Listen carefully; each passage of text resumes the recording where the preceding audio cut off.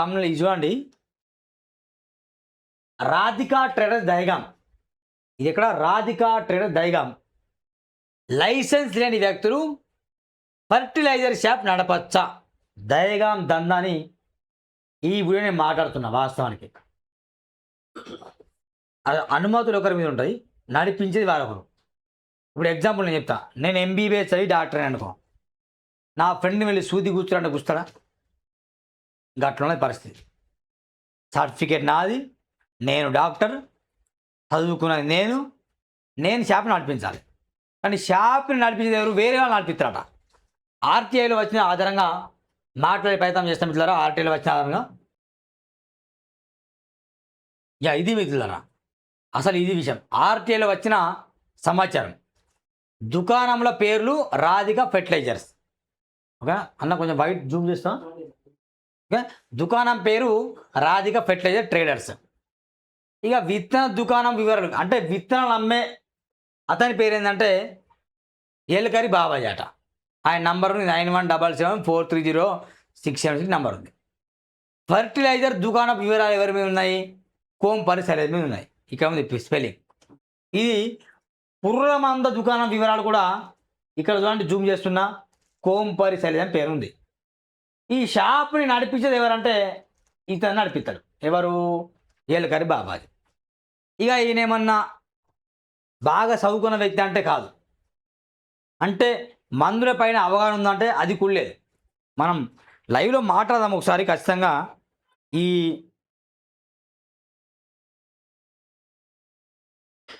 ఎందుకంటే ఎవరి పేరు మీద ఉంటుందో వాళ్ళు నడిపించాలి, అది ధర్మం. నేను మరీ చెప్తున్నా. నేను డాక్టర్ అనుకోండి, నేను ఎంబీబీఎస్ చదివినా, నాకు డాక్టర్ సర్టిఫికేట్ ఉంది, నేను డాక్టర్ని అనుకోవాలి. నేను మాత్రమే అర్హుడిని డాక్టర్ వైద్య వృత్తికి. కానీ ఇక్కడ వీళ్ళ పేరు మీద షాప్ ఉంటుంది, అడ్రస్ నడిపించేది వీళ్ళు ఉంటారు. ఎంత దారుణం మీరు చెప్పండి. ఈ రాధికా ఫెర్టిలైజర్ విషయంలో దేవేందర్ నమస్కారం, గుడ్ మార్నింగ్.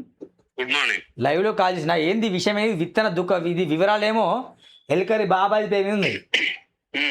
ఈ దుకాణం ఏమో కోంపరి శైలజ ఉంది, పురుగుల మంది ఏమో కోంపరి శైలజ మీద ఉంది. ఎట్లా చూస్తారు దీన్ని? ఎందుకు ఇట్లా వచ్చింది?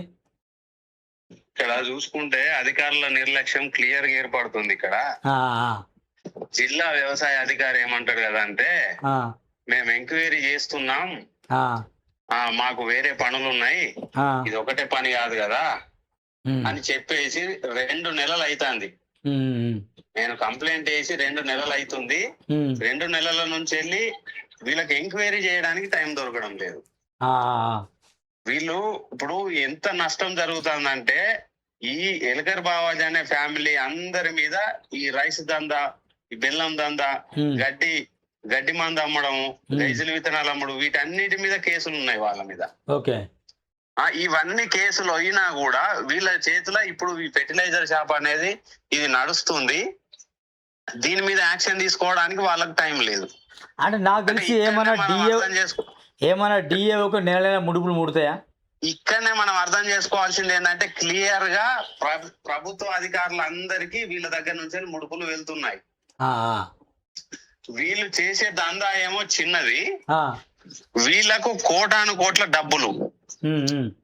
ఇప్పుడు మామూలు చిన్న ఫెర్టిలైజర్ షాప్ ఓనర్ కి ఇప్పుడు మీరు చూసుకోండి, అతని డీటెయిల్స్ అన్ని మీకు పంపించాను.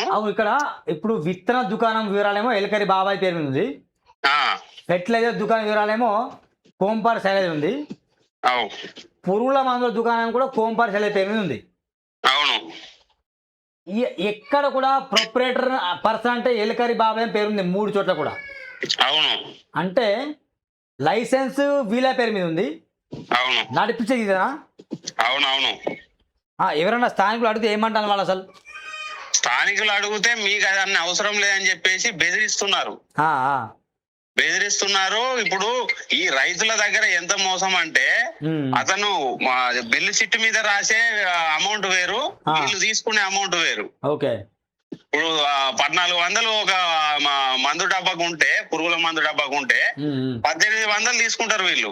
1400 మాత్రం రిసిప్ట్ మీద రాస్తారు, 400 ఎక్స్ట్రా అది రాయరు. దానికి డిఓకి వెళ్తాయి, అవి డిఓకి పోతాయి. అదే డిఏ డిస్ట్రిక్ట్ అగ్రికల్చర్ ఆఫీసర్కి. మళ్ళా యూరియా బస్తాలు తీసుకుంటే యూరియా బస్తాల మీద కూడా 300 రూపాయలు ఉంటే 450, 500 తీసుకున్నాడు, బిల్లు మాత్రం 300 ఇచ్చాడు. ఈ రకంగా చూసుకుంటే ఇప్పుడు విత్తనాలు, ఇప్పుడు వాళ్ళ షాపుని ఇమ్మీడియట్ గా తనిఖీ చేస్తే దాంట్లో మొత్తం నకిలీ విత్తనాలు వెళ్తాయి. సగం ఇప్పుడు ప్యాకెట్ ఒరిజినల్ లోపల మొత్తం కల్తీ విత్తనాలు ఉంటాయి. డిఓ పని పర్యవేక్షణ చేయలేదా? ఆయన పని లేదంటే ఎట్లా మరి? డిఓ గారు ఫుల్ గా వీళ్ళందరి దగ్గర నుంచి వెళ్ళి ముడుపులు వెళ్తున్నాయి. డిఓకే కాదు, ఏడీఏకి, ఏఈఓకు, ఏఓకి అందరికి వెళ్తున్నాయి వీళ్ళ దగ్గర నుంచి డబ్బులు. క్లియర్ గా అర్థమవుతుంది. నేను కంప్లైంట్ చేసి 2 months అయితే 2 months నుంచి ఏం యాక్షన్ లేదు. ఇట్లా కంప్లైంట్ చేసిండు, నీవు ఇది ఒక వ్యక్తి అని అతనికి మొత్తం నా వివరాలన్నీ వాళ్ళకు అప్పచెప్పిర్రు వీళ్ళు. ఓకే, వాళ్ళతో చూసుకోండి, వాళ్ళతో మాట్లాడుకోండి. మీరు ఈ దందాలు, ఇల్లీగల్ దందాలు చేసినప్పుడు ఇటువంటి కంప్లైంట్ రాకుండా చూసుకోవాలని వాళ్ళకి అట్లా చెప్తారు కదా, సీజ్ చేసే అవకాశమే కనిపిస్తలేదు ఇక్కడ. టోటల్ గా ప్రభుత్వ అధికారులు మొత్తానికి మొత్తం ఇప్పుడు రైతులని ఆగం పట్టించేదే ఈ ప్రభుత్వ అధికారులు. ఇప్పుడు గడ్డి వీళ్ళకు సంబంధించిన ఇప్పుడు ఈ చాలా మంది రైతులు మా ఎరువులు వీళ్ళు సక్రమంగా ఇస్తలేరు, మాకు చేరాల్సిన లోడ్లకు అవన్నీ ఇప్పుడు ఈ అధికారులే కదా చేయాల్సింది. నకిలీ విత్తనాలు పోలీసులు కాదు, వీళ్ళు పట్టుకోవాలి. అసలు వీళ్ళు కదా పట్టుకోవాలి. సరే, పట్టుకున్న షాపును సీజ్ చేస్తున్నారా? లేదు. కథం ఏదైనా పట్టుకున్నదంటే ఇన్సిడెంట్ అయిందంటే కథం మనం వెళ్దాం పనులని పెద్ద పెద్ద బ్యాగులు వేసుకొని సూట్ కేసులు వేసుకొని పోకట షాపులలో. ఓకే, ఎవరు డిఓ? ఎవరు ఆసిఫా డిఓ? ఎవరు ఆయన? వెంకట్ అని ఉన్నాడు. ఓకే, పూర్తిగా కరప్టెడ్ ఆఫీసర్. ఒకసారి ఆయనకు నేను కాల్ చేసాను, కట్ చేద్దామన్నా. Okay. The person you have called is speaking to someone else. You can wait or call again later. మీరు కాల్ చేస్తున్న వ్యక్తి మరొక కాల్లో బిజీగా ఉన్నారు. మీరు వేచి ఉండండి లేదా తిరిగి మళ్ళీ ప్రయత్నించండి. The person you have called is speaking to someone else. You can. Hello అన్నా, గుడ్ మార్నింగ్ అన్నా. నేను జర్నలిస్ట్ సూరన్న, లైవ్ లో నీకు కాల్ చేసిన అన్నా. అన్నా సురానా, నేను దేవన్న మాట్లాడు. దేవన్నా. హలో, సురేష్. జైవీం అన్న. అన్నా, నేను లైవ్ లో న్యూస్ లో మీకు కాల్ చేసిన. ఇది కొంచెం వివరణ కావాలన్నా మీది. ఏంటంటే ఇది దయగాములో ఉంది రాధికా ఫెర్టిలైజర్స్.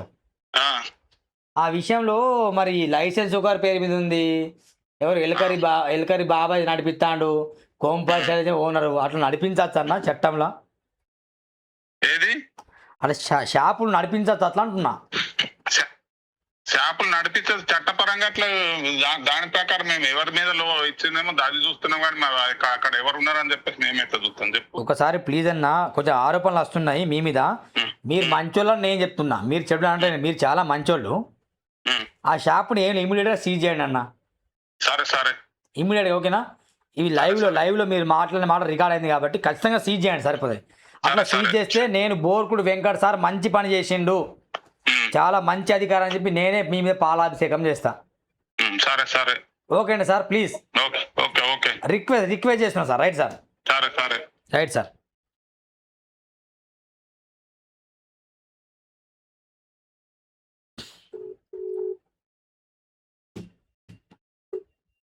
ఇగో డిఏఓ గారు కరెక్ట్ సమాధానం చెప్పిండు.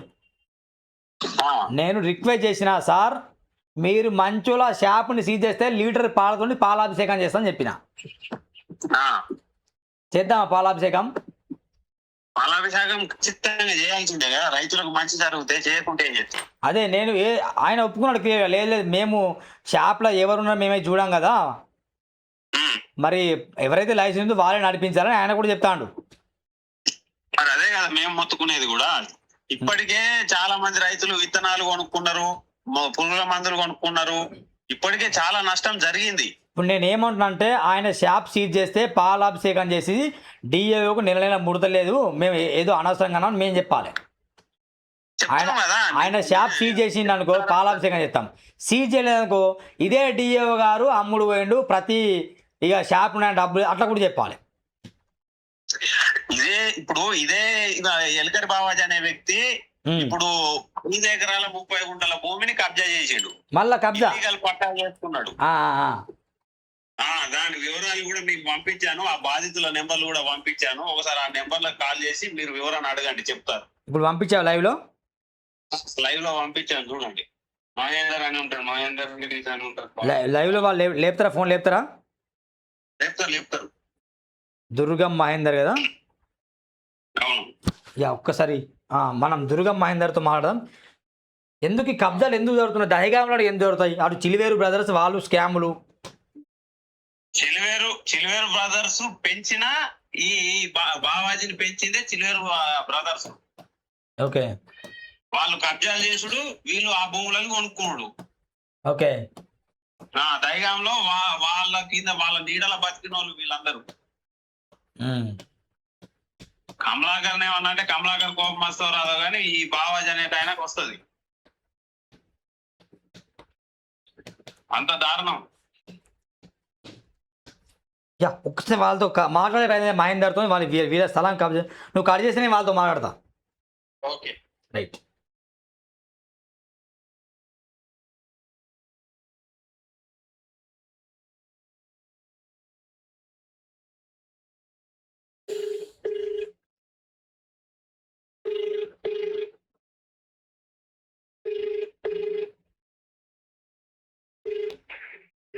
హలో, మహేందర్ అన్న నమస్కారం. నేను జర్నలిస్ట్ సూరన్న మాట్లాడుతున్నా, హైదరాబాద్ నుండి.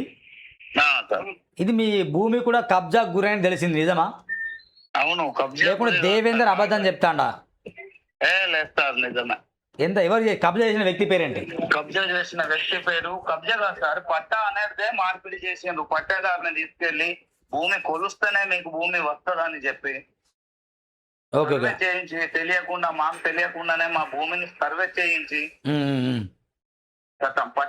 పట్ట చేసుకున్నారు సార్. అక్కడ పట్ట చేసిన వ్యక్తి ఫస్ట్ ముంజం ప్రవీణ్, చింతగూడ గ్రామం, దహేగాం మండలానికి, మన కాగజ్ నగర్ మండలానికి చెందినటువంటి వ్యక్తి. తర్వాత ఎలకరి శ్రీకాంత్ అనే వ్యక్తి, ఇతని పేరు నుంచి అతని పేరు మీద. ఎవరి పేరు బదిలైంది ఎలకరి శ్రీకాంత్ పేరు నుండి? ఎలకరి శ్రీకాంతే ఇప్పుడు మొత్తం పూరా ఆ భూమికి 6 ఎకరాల పట్టదారు అయిపోయింది సార్ మొత్తం.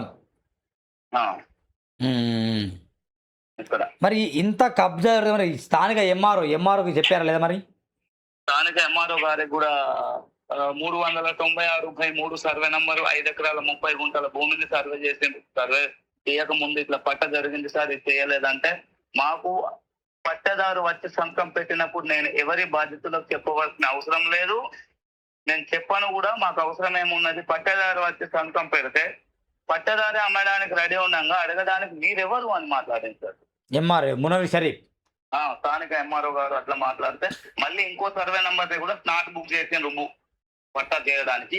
అది కూడా ఫైల్ ఎంఆర్ఓ ముంగట ఉంటే మాకు వచ్చిన ఇన్ఫర్మేషన్ ప్రకారం కలెక్టర్ గారికి కాల్ చేసి, దహేగాం ఎంఆర్ఓ గారికి కాల్ చేసి ఆ సర్వే నంబర్ ని ఆపడం జరిగింది సార్. అది కూడా ట్రాన్సాక్షన్ లో ప్రాసెస్ లో ఉంది. అది కూడా పట్టేదారి సంతకాలు కూడా అయిపోయినాయి, కొనే వాళ్ళే అయిపోయినాయి, బయర్ నేమ్ సెల్లర్ నేమ్ కూడా అయిపోయింది. ఒక దొంగలు ఎంఆర్ఓ గారు పెడితే ఆ భూమి కూడా పోవడానికి సిద్ధంగా ఉండే. అది తెలిసిన సమాచారం ప్రకారం ఎంఆర్ఓ నిజాయితీ పడడం తెలుసు. మరి ఎంఆర్ఓ నిజాయితీ పడు, మరి అట్లా కబ్జాలకు సహకరించడానికి ఒక పేరుంది, నిజమా? ఎంఆర్ఓ నిజాయితీ పడడం తెలిసింది. మరి దహేగాం ఎంఆర్ఓ మునవీర్ షరీఫ్ అర్థం కాలేదు సార్. దహేగాం ఎంఆర్ఓ నిజాయితీ పరుడు అంటారు కదా, నిజమా కాదా? నిజాయితీడు అంటే సార్, ఇది నిజాయితీడు అయితే ఒక వేరే వ్యక్తి పట్ట ఇట్లా జరిగింది అన్నప్పుడు సరే, ఆ పట్టేదారు వచ్చిండు కాబట్టి ఆ సార్కు ఎంఆర్ఓ గారికి ఎలాంటిది ఏం అనుమానం రాలేదు. మేము చెప్పిన తర్వాత కూడా వాళ్ళని పిలిపించి మమ్మల్ని పిలిపించి ఒక పట్ట అనేది ఇట్లా వేరే వారి మీద ట్రాన్సాక్షన్ అయినప్పుడు మరి మీరు తీసుకొచ్చింది నిజమేనా? వీళ్ళు అంటున్నారు వీళ్ళు పట్టేదారు అయితే ఆ రోజు తీసుకొచ్చింది కానీ నేను కూడా అడగలేదు చేసిన అని వాళ్ళైతే చెప్పాలి కదా సార్ మాకు. ఇది ఎలకరి బాబాయేనా? ఎలకరి శ్రీకాంత్ బావాజీ. బాబాజీ శ్రీకాంత్ ఏమవుతాడు? శ్రీకాంత్ అన్న అవుతాడు. మొత్తం వాళ్ళ కుటుంబం చేసింది. మొత్తం వాళ్ళ ఈ ఫెర్టిలైజ్ షాప్ లో కూడా మొత్తం పుర్ల మంది అమ్ముతారట, మొత్తం అనుమతి లేని, నిజమేనా? అవును, మాకు కూడా తెలిసింది. అది అక్కడ సమాచారం అయితే ఇంకా పూర్తిగా మేము తెలుసుకోలేదు. ఇట్లా బయట 2 నంబర్ దందాలు ఉన్నాయని కూడా తెలిసింది. లేకుంటే 60 లక్షల రూపాయలు కూడా మా పట్టేదారుకి ఇవ్వకుండా వేరే వాళ్ళకి ఇవ్వవలసిన అవసరం ఏముంటది? అమ్మింది అయితే పాపయ్య కాదు కదా. పాపయ్య అని ఒక రకంగా మోసపూర్తిగా తీసుకెళ్లి అక్కడ భూమి వస్తుందని వేరే సర్వే నంబరు కొలత చేయించి మాకు తెలియకుండా సర్వేర్ కూడా వచ్చి ఇట్లా డిమార్కేషన్ చేయడం కరెక్ట్ కాదు.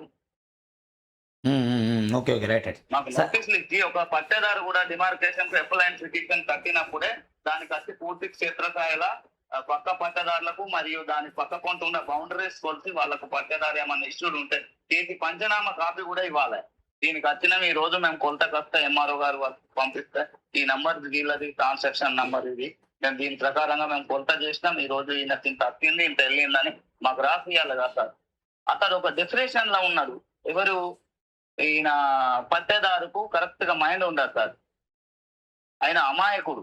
ఆయన అంటున్నారు ఎస్ఐ దగ్గర, సిఐ దగ్గర, డిఎస్పీ దగ్గర కూడా మేము అమ్మలేదు, మేము చేయలేదు సార్, అసలు మాకు మోసపూర్తికంగా జరిగింది. ఈ విధంగా నాకు చెప్తే నేను సంతకం పెట్టింది మాత్రం నిజమే అన్నది సార్. ఆయన స్వచ్ఛమైన నిరక్షరాతుడు. Okay okay right right. Thank you అన్న. వీరుంటే దయగా వచ్చే ప్రయత్నం చేస్తాం మేము. Okay sir. మీ స్థలంలో ఎవరైతే కబ్జా చేసిందో అక్కడ వచ్చి ఫైట్ చేసే కార్యక్రమం మొదలు పెడతాం. ఓకేనా? Okay sir. ఇది దహేగాం మండలంలో ఇంకా కూడా ఫైల్ జరగాలంటే అక్కడ చేతులు తడపాల్సిందే, జేబులో పెట్టాల్సిందే తప్పదని అప్పటి వరకు ఎవరికి గర్భవతులకు అక్కడ అన్యాయం జరిగినట్టు సమస్యలే కానీ న్యాయం జరిగిన సమస్య అయితే ఎక్కడ మేము చూడలేదు. ఇలాంటి మండలం అయితే మేము ఎక్కడ చూడలేదు. ఇతను రైట్ రైట్ అండి. ఓకేనా? ఓకే. ఒకసారి మనము కింద వెంకటేష్ తన కాల్ చేసి 9989536538. దయగాం మండల్ లాంటి మండలం ఎక్కడ లేదాడి దునియాలు ఈ భూమి మీద. అంతటి ఘోరంగా కబ్జా జరుగుతుంది. మరి మునవీర్ షరీఫ్ సమానం చెప్పాలి, ఎంఆర్ఓ గారు సమానం చెప్పాలి. నామకే వాస్తే కాదు, గ్రీన్ పెన్ ఉన్నది.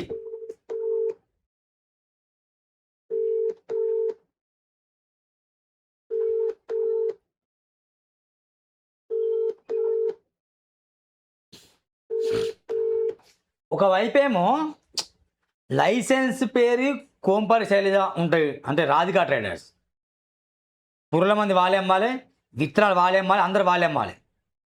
కానీ రాధికా ట్రేడర్స్ పేరు మీద మొత్తం ఎల్కరి బాగైన వ్యక్తి అమ్ముతానట. పుర్ల మందులు, నాశీకరణ విత్తనాలు అమ్మడం, గైసిల్ లాంటివి, అంటే కొన్ని జనాలు చెప్తాను, నేను చెప్పట్లే, అట్లా అమ్ముతానట. ఎవరు? ఆయన. ఇదో స్కామ్. అయితే ఇంకో స్కామ్, ఆయన 5 ఎకరాల భూమి కబ్జా చేసిండు. ఇదికు నేనంటే జనాలు అంటాను. డిఓ ఏమంటాడు? చేపని సీజ్ చేస్తా అంటాడు. సీజ్ చేస్తే పాలాభిషేకం చేస్తాను నేను అంటాను. సీజ్ చేయకపోతే ఖచ్చితంగా ఇక మీకు ముడుపులు ముట్టని, ఇక మీకు చెప్పులు దాని మెడలో వేయాల్సి వస్తుంది. No doubt. ఈ స్కామ్ అండి దయగా జరిగింది. మరిన్ని స్కాములు వెలుగు తీసే ప్రయత్నం చేస్తాం. చూడండి Suran TV. Thank you very much. Bye bye.